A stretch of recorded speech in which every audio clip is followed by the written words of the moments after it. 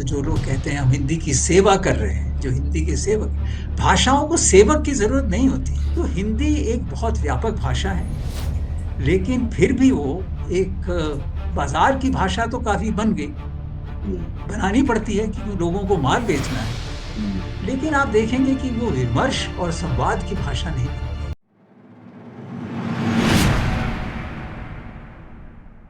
नमस्कार, मैं अजय प्रकाश और आप देख रहे हैं जनज्वार। पिछले दिनों हमने भाषा के अंधविश्वास पर बातचीत की। बातचीत जिस शख्सियत से की वह हमारे साथ इस वक्त बैठे हुए हैं। उनका नाम रमाकांत अग्निहोत्री है। वह भाषाविद हैं।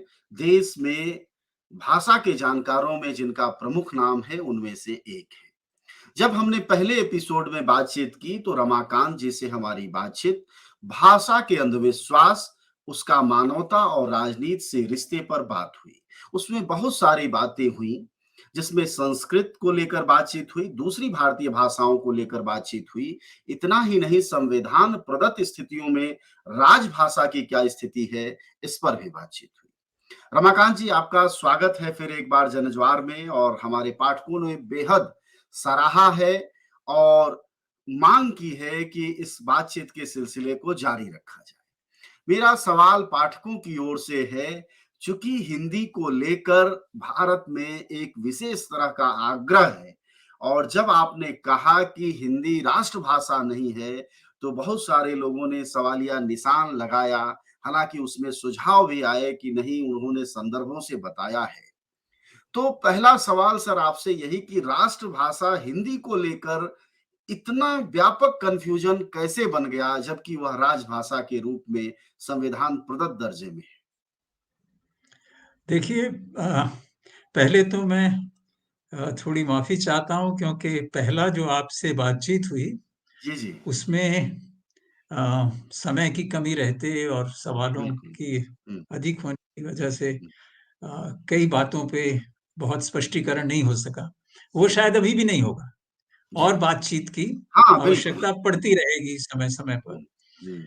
तो देखिए, ये एक, जब दूसरे महायुद्ध के बाद राज्य बने, तो ये एक आम मान्यता होने लग गई कि अगर एक देश होना है, जी। तो अगर देश होना है तो उसका एक फ्लैग होना चाहिए, उसका एक नेशनल एंथम होना चाहिए, अपना राष्ट्रीय गान होना चाहिए, राष्ट्रीय पक्षी होना चाहिए, राष्ट्रीय भाषा भी होनी चाहिए। भाषा होनी चाहिए, बिल्कुल। और कई जगह तो ये था कि धर्म भी होना चाहिए। हुँ, तो एक बिल्कुल। धर्म, एक भाषा, एक राज्य, एक झंडा, ये एक तरह की इक्वेशन बनी थी। लेकिन ये ऐसी इक्वेशन थी जिसमें कि भारत जैसे देश में बहुत अंतर्विरोध है। क्योंकि हमारे यहाँ हज़ारों धर्म हैं, हज़ारों भाषाएँ हैं, हज़ारों तरह की संस्कृतियाँ हैं, जो साथ मिल-जुल के रहती हैं। तो हमारे यहाँ ये इक्वेशन नहीं चल सकती थी। तो इसीलिए संवैधानिक सभा में बहुत बहस हुई, मैंने जैसा पहले भी बताया जी, था। बिल्कुल। उसमें ये निर्णय लिया गया कि हमारे देश की राष्ट्रभाषा नहीं होगी। हमारे देश की केवल राजभाषा होगी। और ये हुआ कि हिंदी देवनागरी लिपि में, इसकी भी बहुत राजनीति है कि ये क्यों कहना पड़ा बिल्कुल। कि देवनागरी लिपि में लिखी गई हिंदी भारतीय संघ की, भारत हुँ, संघ की राजभाषा होगी। और अंग्रेजी 15 साल तक, लेकिन वो आज तक भी चल रही है, चल वो रही भी है। उसकी सह राजभाषा होगी। तो देखिए, ये हिंदी को लेकर के जो अ,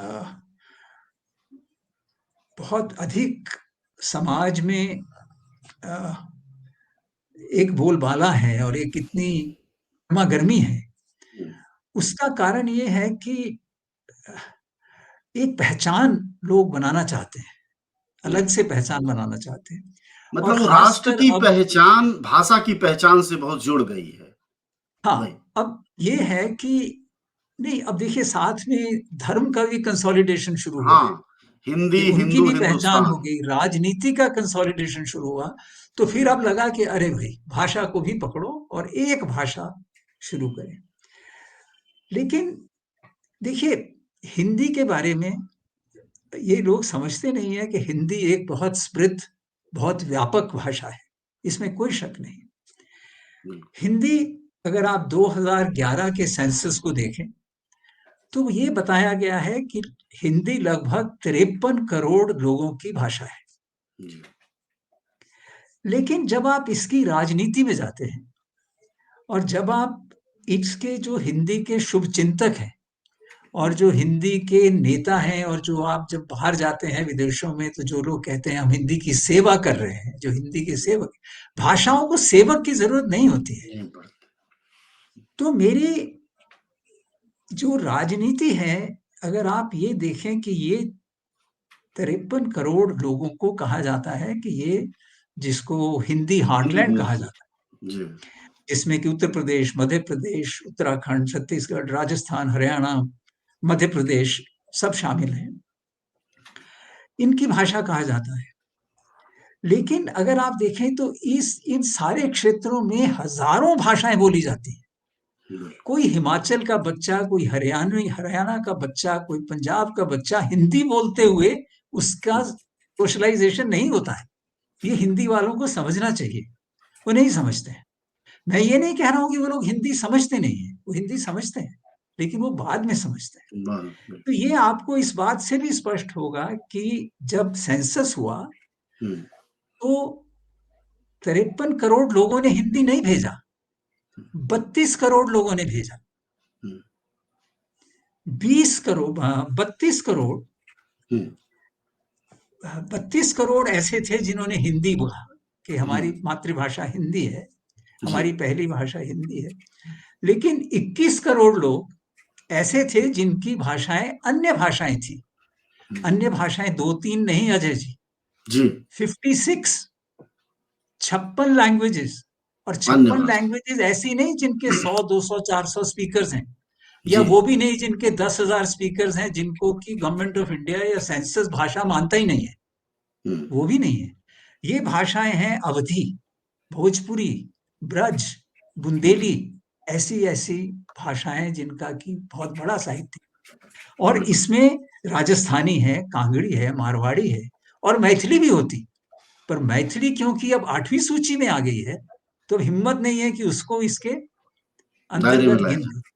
तो 56 भाषाओं को जोड़ करके हिंदी के 53 करोड़ बताए जाते हैं। जी। ये बात सही नहीं है, ऐसा नहीं होना चाहिए। तो हिंदी एक बहुत व्यापक भाषा है, लेकिन फिर भी वो एक बाजार की भाषा तो काफी बन गई, बनानी पड़ती है क्योंकि लोगों को माल बेचना है। लेकिन आप देखेंगे कि वो विमर्श और संवाद की भाषा नहीं बन पाई। बिल्कुल आज सही भी बात बहुत यही है। गहरे गहरे विमर्श और गहरे संवाद की भाषा क्यों नहीं बन पाई? अगर आप मेरे से ये सवाल पूछें कि ये क्यों नहीं बिल्कुल। बन पाई, बहुत स्वाभाविक सवाल है। हुँ। क्योंकि उसमें सब कुछ है। कवि हैं, साहित्यकार हैं, नॉवलिस्ट हैं, शॉर्ट स्टोरी राइटर्स हैं, प्लेज लिखे जाते हैं, स्टेज होते हैं, फिल्में बनती हैं, क्या नहीं होता है।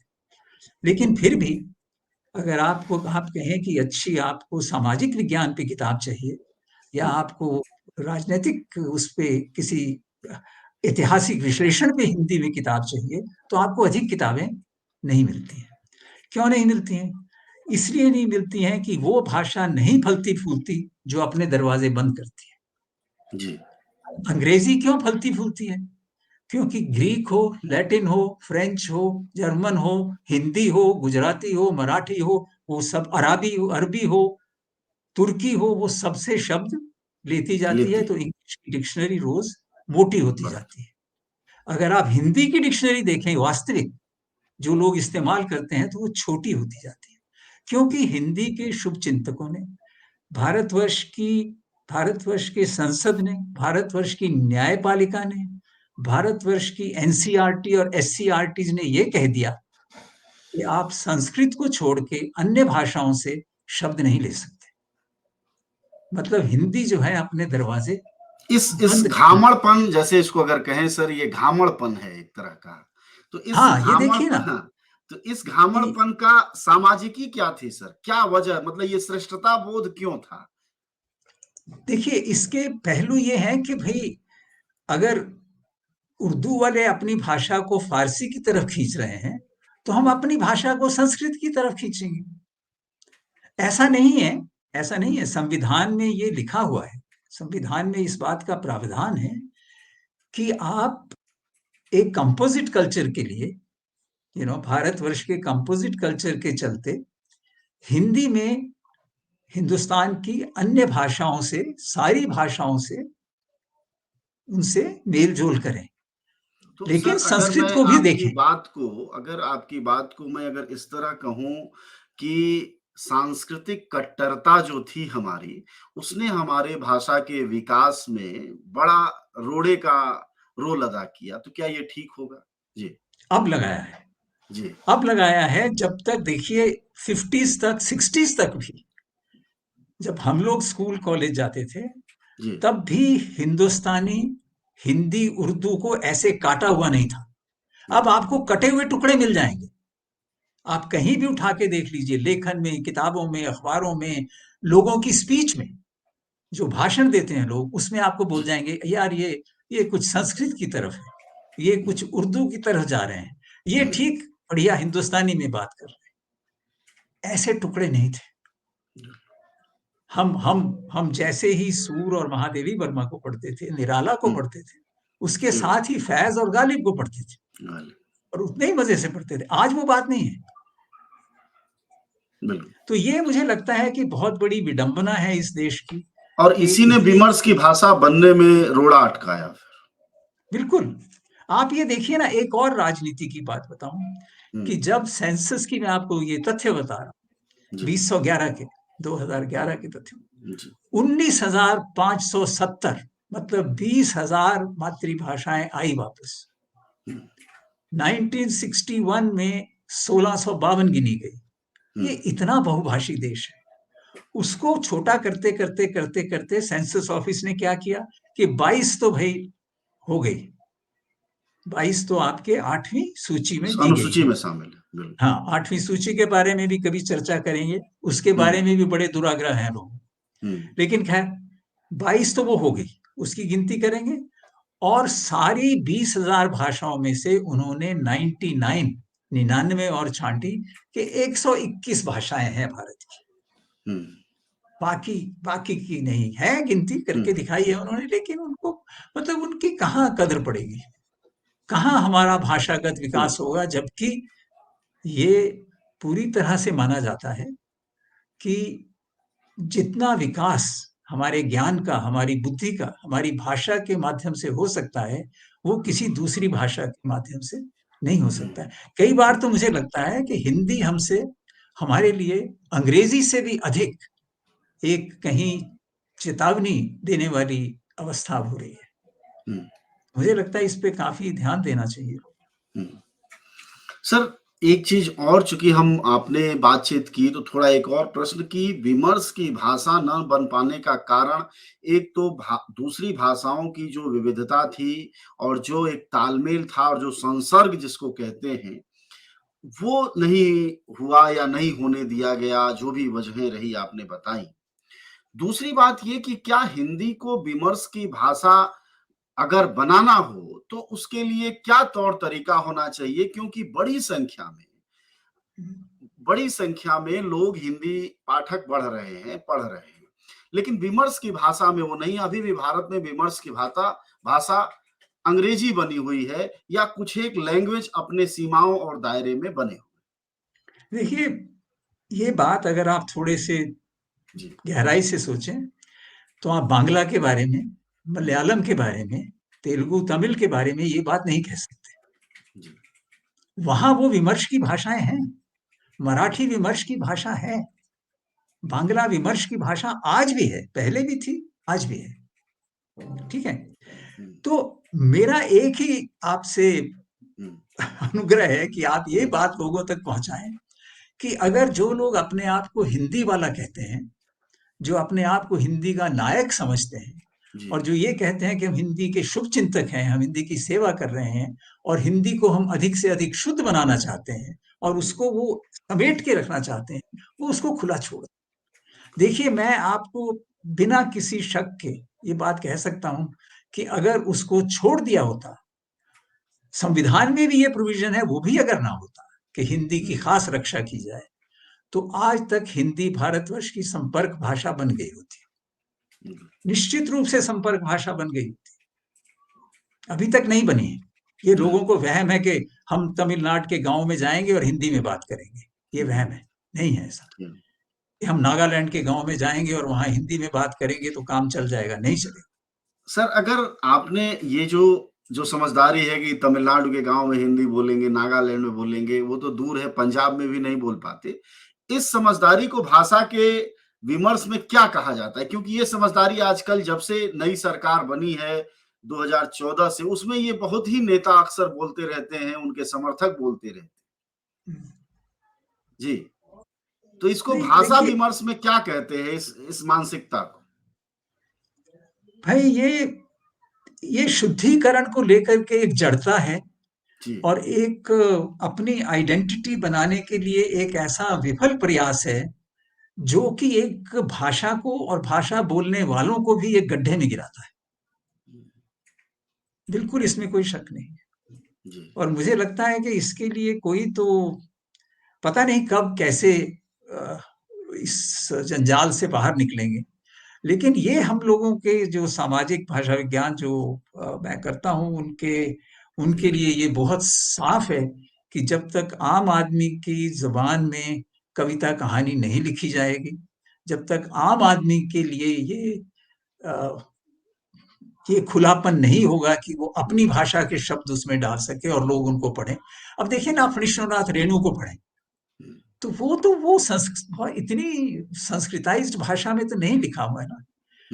जरूरी नहीं है, मैं कहता हूं जिनको संस्कृताइज्ड हिंदी अच्छी लिखती है वो उसमें लिखे, पर जो उसके अन्य रूप हैं, चाहे वो पर्शो अरेबिक है, पर्शियन वर्ड्स के साथ है, या अंग्रेजी शब्दों के साथ है, उसको भी फलने फूल। जी, आजकल तो मिश्रित भाषाओं का, देखिए ये भी लोगों को समझ नहीं आता है। मैं कई लोगों से ये पूछता हूँ कि आप मुझे कोई शब्द बताइए, अजय जी आपसे भी मेरा प्रश्न है, आप मुझे कोई शब्द बताइए जो हिंदी में हिंदी का हो, जी, बताइए।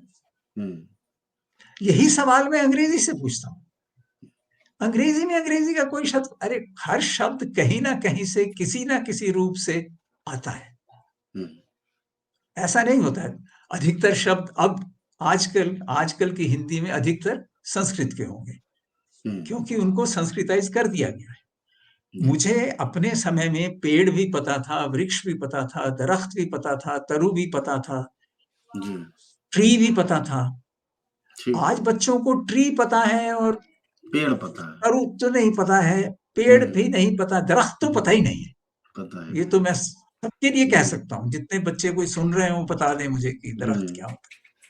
तो ये नुकसान है, ये आपका नुकसान है कि आप अपनी शब्दावली को इतने संकुचित करते जा रहे हैं, और ऐसा करते जा रहे हैं जो आम जनता में प्रयोग में नहीं है, जी, तो उससे भाषा का विकास नहीं होगा, ठीक। बिल्कुल नहीं होगा।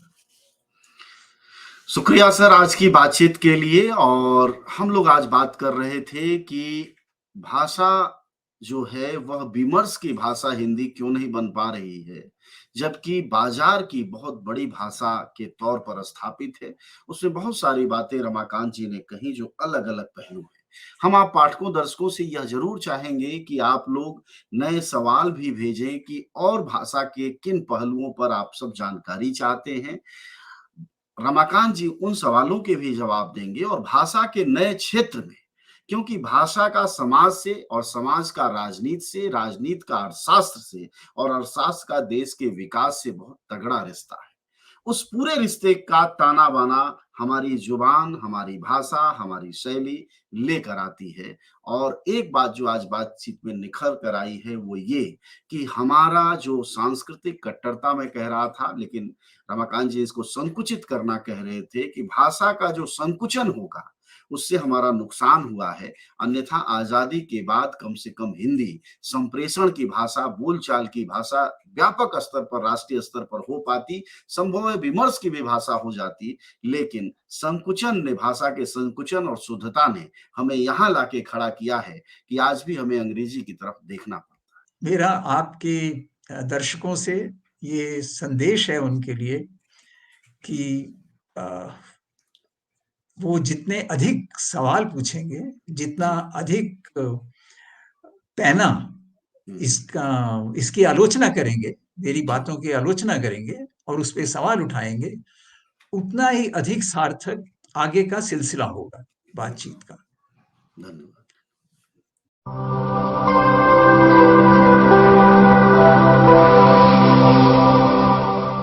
जन ज्वार जनता की